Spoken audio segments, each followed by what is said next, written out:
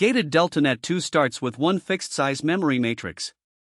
The context grows, but the state S stays the same size. Each token edits this matrix, and later queries read from it. So the hard part is controlled editing, not just storage. The simplest edit adds an outer product, key times value transpose. That is cheap, but it is only additive. When directions overlap, new associations collide with old ones.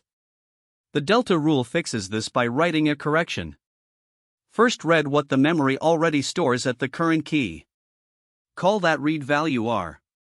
Then write only v-r, so the update becomes a residual. GDN2 separates the two sides of this edit. The erase gate B acts on key channels. The write gate W acts on value channels.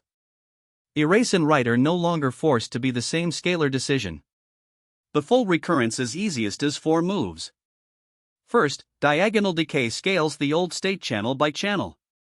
Second, B times K chooses what old content to erase. Third, W times V chooses what to write. Fourth, one rank 1 correction updates the memory. This compact equation is exactly those 4 moves.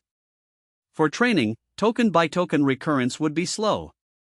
The paper rewrites each chunk in a WY style form.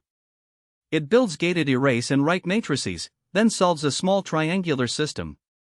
The result keeps recurrent memory while using dense parallel work inside chunks. DPLR means diagonal plus low rank. The diagonal part lets channels evolve mostly independently. The low rank part mixes information through a few shared directions. That is the meaning of A equals lambda plus PQ transpose. GDN2 is not named DPLR, but it fits the same mental lens.